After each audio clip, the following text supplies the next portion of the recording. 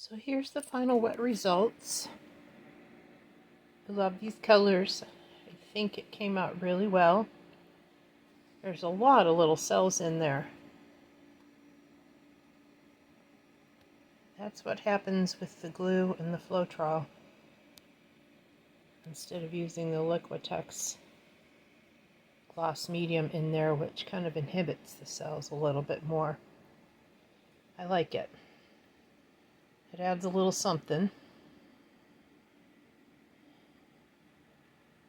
I see a fairy there. I don't know if you see it. All kinds of things in there. Lots of little pretty details. I like it. I think when it dries and gets some resin on there, all the sparkle and the shine from the gold and the violet sparkle are going to come popping out. And I think it's going to be pretty. The sides will be a natural wood. I'll put some resin on that as well. So there it is. Thanks for hanging with me. And I hope you have a great rest of your day.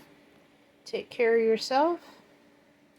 Stay happy, stay healthy. And we'll see you next time. Bye.